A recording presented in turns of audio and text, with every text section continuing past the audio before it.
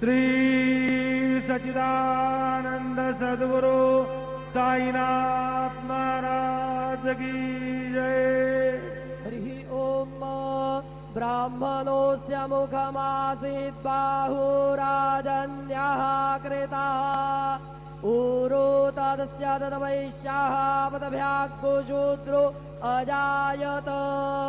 धूपमाघ्रापयामि चन्द्रमा मनसो जातश्चक्षुः सूर्यो अजायत। श्रोत्राद्वायुश्च प्राणश्च मुखादग्निरजायत। दीपं दर्शयामि दीपानान्तरेण महानैवेद्यं निवेदयामि।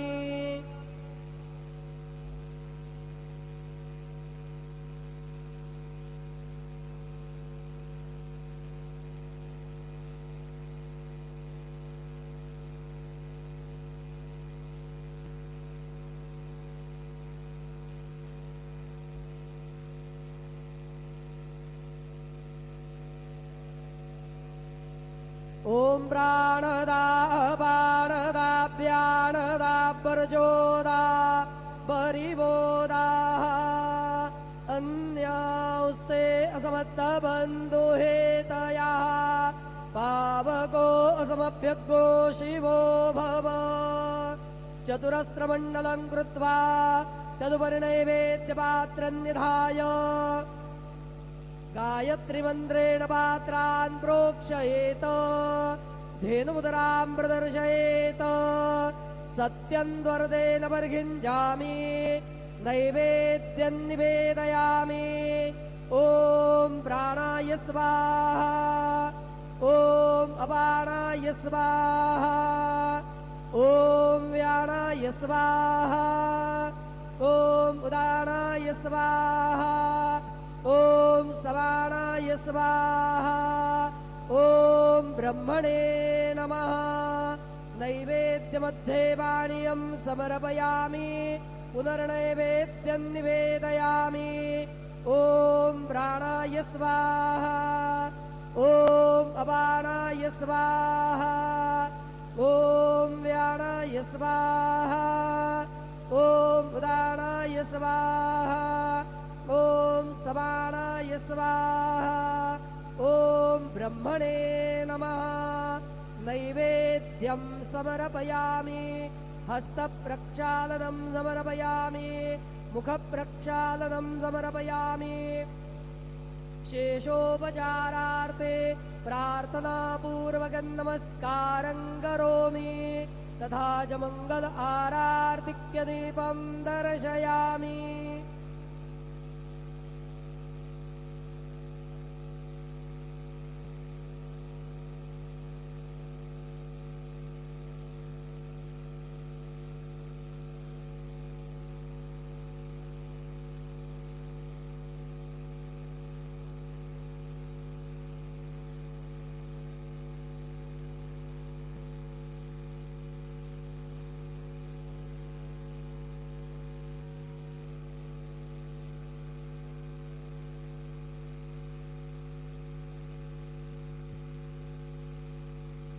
आता माध्यान्ह आरती सुरू होत आहे।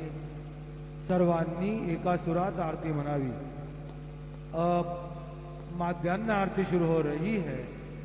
आप सब एक सुर में आरती गाइए। श्री सच्चिदानंद सद्गुरु साईनाथ महाराज की जय। देवने पंचारती करो बाबांचे आरती करो साईंचे आरती करो बाबांचे आरती। उठा उठा हो बांधव ओवाळू हार माधव साईर माधव ओवाळू हार माधव। करोनी स्थिर मन बाहु गंभीर हे ध्यान साईंचे हे ध्यान बाहु गंभीर हे ध्यान। कृष्णनाथानंद साई जडो चित्त तुझे पायी चित्त बाबा पायी जडो चित्त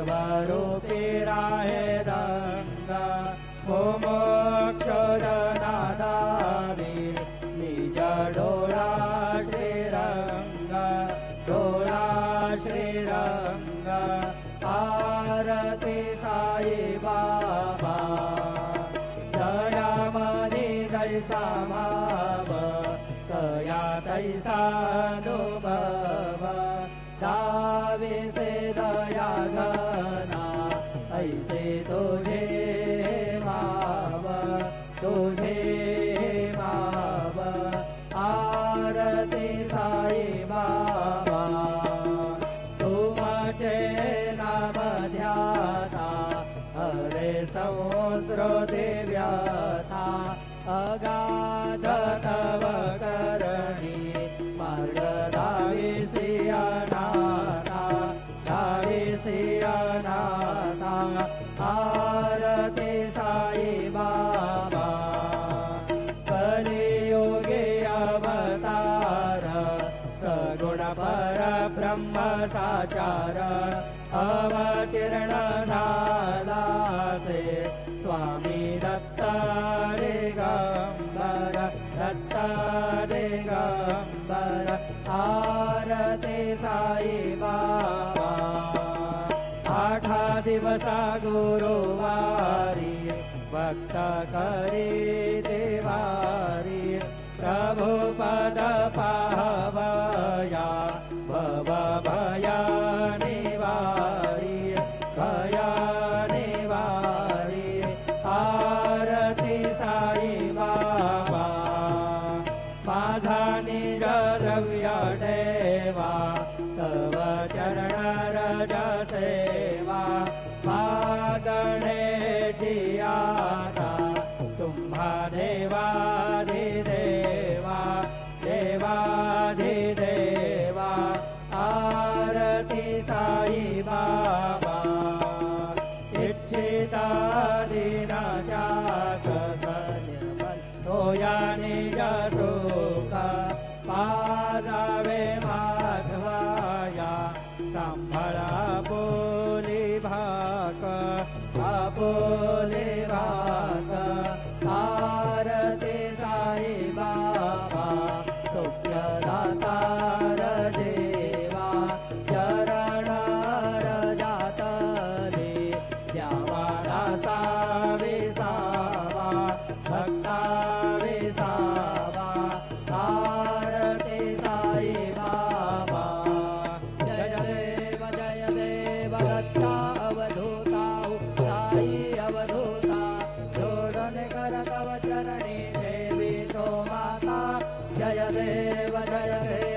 अवतरसी तो येता धर्माते ग्लानी नास्तिकांनाही तो लाविसी निज भजनी लाविसी नाना लीला संख्य रूपाचे भरसे दीनांचे तो संकट दिन रजनी जय देव दत्ता अवधूता हो साई अवधूता जोडणी कर तव चरणी ठेवी तो माता जय देव यवन स्वरूपी ऐक्या दर्शन स्वादिधले संशय निर्दुनिया तद्वैता गालविले गोपी चंदा मन्ना स्वांजे उद्धरिले ओमिर वंशे जन्मुनि लोका तारियले जय देव दत्ता अवधूता हो साई अवधूता जोडोनि कर तव चरणी ठेवी तो माता जय देव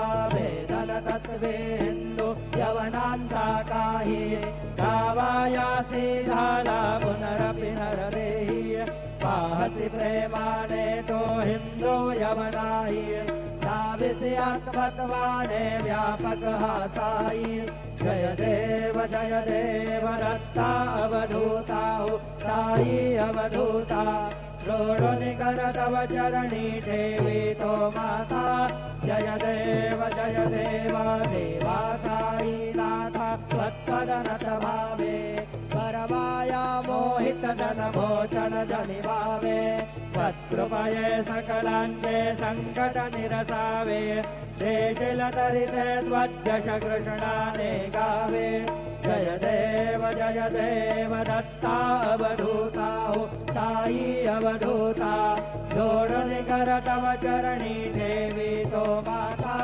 जय देव शिर्डी माते पंढरपूर साई बाबार मावर साई बाबार मावर चंद्रभागा भाव पुंडलिक जागा भाव पुंडलिक जागा याहो अवघे जन करू बाबांचे वंदन साईंचे वंदन करू बाबांचे वंदन करू बाबा साई भाव भाव माझे आई भाव माझे आई भाव भाव माझे आई रूपा तुझे आनंद भोजन आवे वाळीन म्हणे नाम त्वमेव माता च पिता त्वमेव मंत्रजनगात्मनेव त्वमेव विद्या पूर्णं त्वमेव त्वमेव सर्वं मम देव देव कायेन वाचा मनसेन्द्रियैर्वा बुद्ध्यात्मना वा प्रकृतिस्मरात् करोमि यत् सकलं परस्मै नारायणाय समर्पयामि भक्तं केशवं रामनारायणं कृष्णदामोदरं वासुदेवं हरिश्रीधरं माधवं गोपिकावल्लभं जानकीनायकं रामचन्द्रं भजे हरे राम राम हरे हरे हरे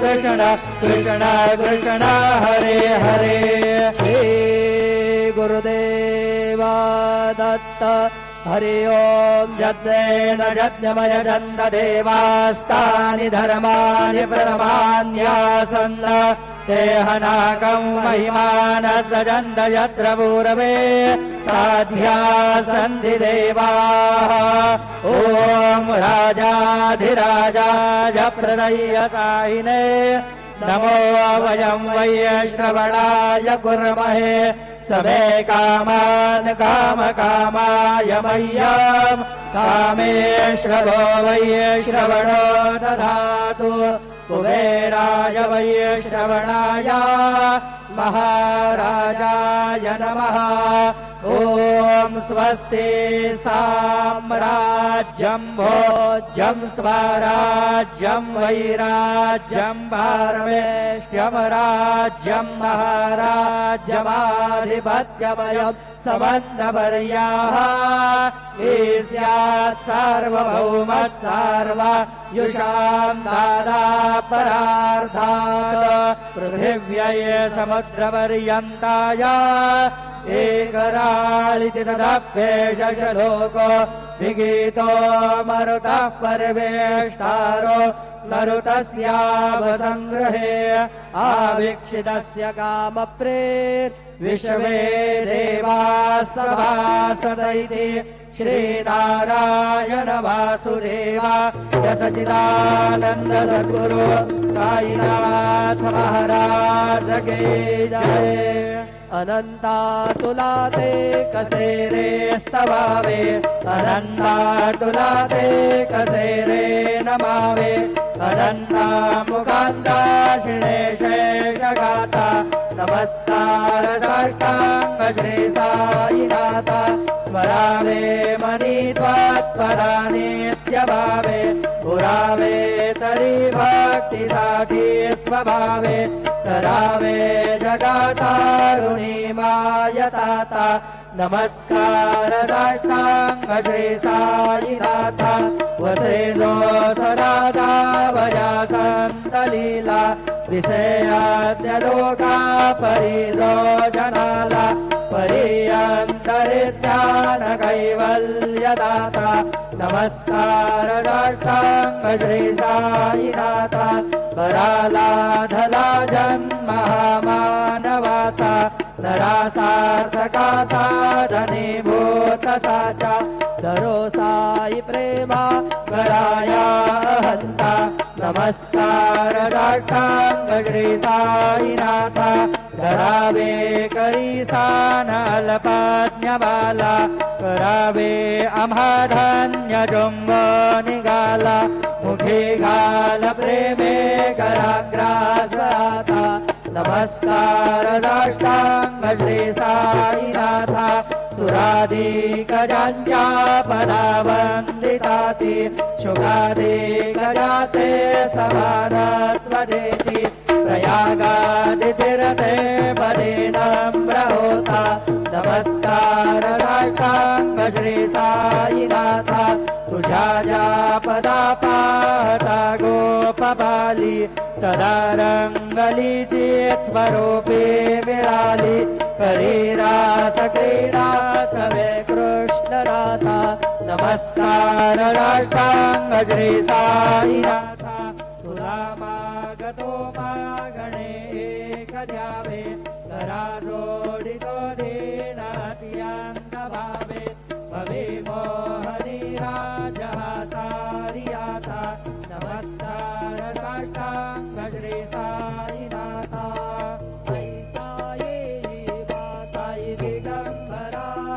अक्षय रूपावतारा सर्व हि व्यापकतो शक्तिधारा तनोसया त्रिकुमारा बाबा ये जीवा काशी स्नान जप प्रतिविवशे कोल्हापुर वेक्षेसि निर्मल नदी तुंगा जलप्राजे निद्रामाहुरदेशे ऐसा ये जीवा डोळी लोंगत सेवाम करी त्रिशूलडमरोधारी भक्तावरद सदा सुखकारी देशिल मुक्तिचारी ऐसा ये जीवा आई पादुका जपमाला कमंडलो मृगजाला धारण करी सेवा नागजटा मुकुट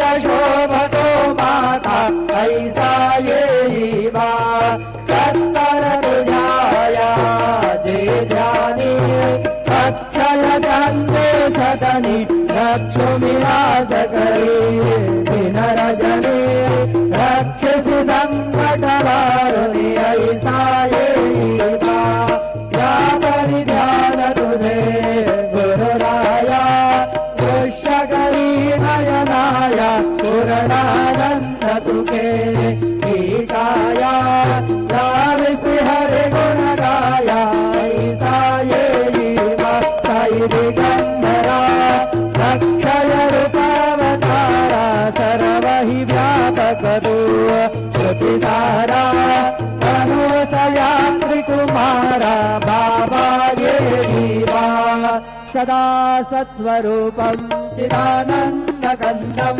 जगत्संभवस्थानसंहारहेतुं स्वभक्तेक्षयामानुषं दर्शयन्तं नमामीश्वरं सद्गुरुं साईनाथं भवद्वान्नविदमौ समार्ताण्डमीड्यं मनोवागतीतं मुदिरध्यानगम्यं जगद्व्यापकं निर्मलं निर्गुणं त्वां नमामीश्वरं सद्गुरुं साईनाथं भवाम्भोधिमगनार्दितानां जनानां स्वपादाश्रितानां स्वभक्ते प्रियाणां सबोद्धारणार्थं कलौ सम्भवन्तं नमामीश्वरं सद्गुरुं साईनाथं सदा निम्बवृक्षस्य मूलाधिवासात् सुधाश्राविणं ते तमप्याप्रियन्तं तरुङ्गल्पवृक्षाधिकं साधयन्तं नमामीश्वरं सद्गुरुं साईनाथं सदा कल्पवृक्षस्य तस्याधिमूले भवद्भावबुद्ध्या सबर्यादिसेवां नृणां कुर्वतां मुक्तिमुक्ते प्रदन्तं नमामीश्वरं सद्गुरुं साईनाथं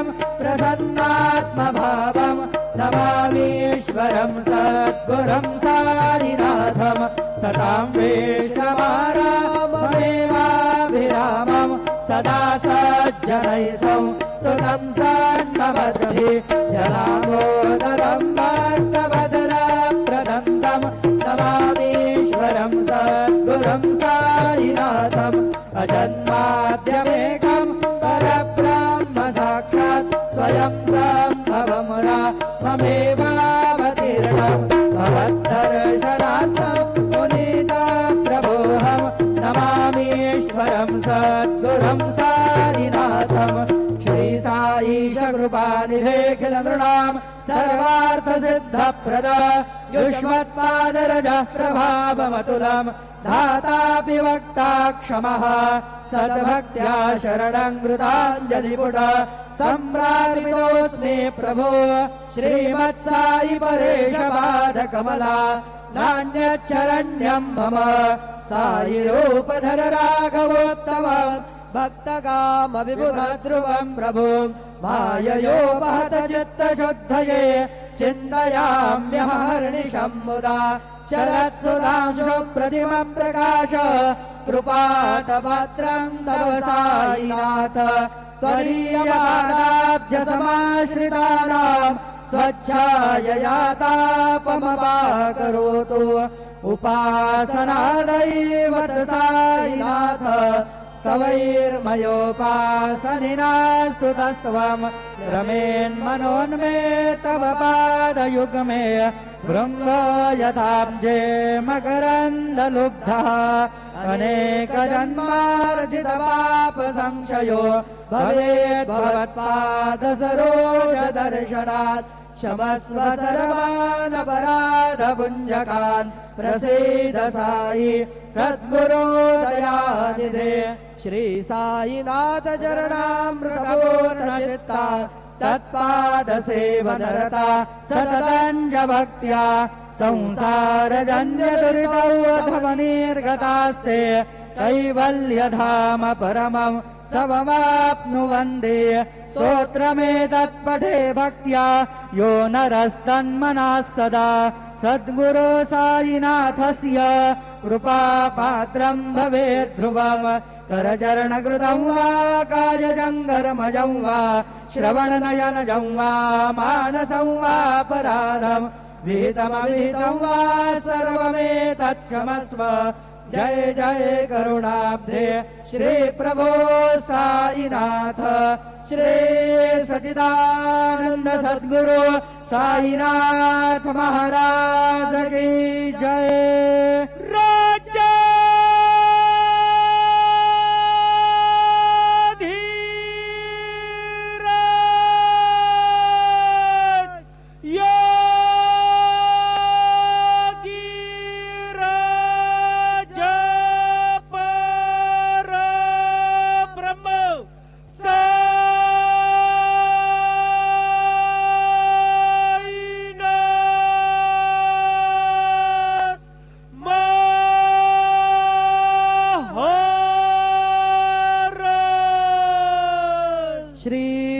सच्चिदानंद सद्गुरु साईनाथ महाराज की जय।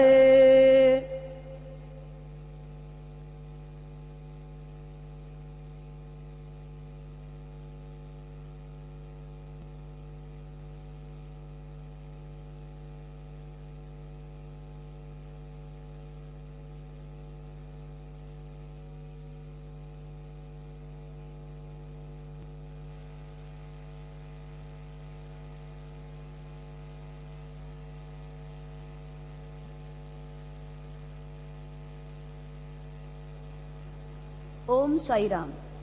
श्री साईबाबांच्या दरबारात आपले सहर्ष स्वागत आहे। एक महत्वाची सूचना, समाधी मंदिरात दर्शनाला जाताना आपापले मोबाईल फोन्स आणि कॅमेरा स्वतः बरोबर न ठेवता कृपया संस्थांच्या लॉकरमध्येच जमा करावे।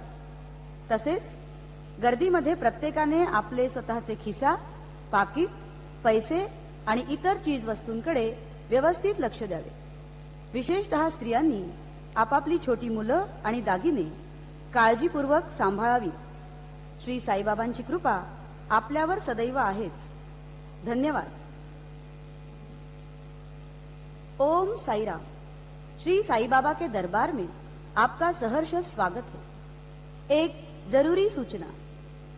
समाधि मंदिर में दर्शन को जाते समय आप मोबाइल फोन्स और कैमरा संस्थान के लॉकर में रखने की कृपा करें और भीड़ में हर एक साई भक्त से ये नम्र आग्रह है कि अपनी अपनी पॉकेट, जेब, पैसा और जरूरी चीज वस्तु खुद ही संभालें. विशेषतः महिलाएं अपने गहने और अपने प्यारे छोटे बच्चों को ध्यान पूर्वक संभालें. श्री साई की कृपा आप पर नित्य बरसती रहे. धन्यवाद. Om Sairam. Attention to all devotees of Sri Sai. You are requested to deposit your mobile phones and cameras in the Sansthan's locker. You have to be very alert in this crowd of all types of devotees. So take care of your beloved children, your ornaments, wallet, money and other belongings. The blessings of Sri Sai are always with you. Thank you. ఓం సాయిరామ్. శ్రీ సాయిరామ్ దర్బార్ సాయి భక్తులకు స్వాగతం పలుకుతుంది. భక్తులకు ముఖ్య సూచన.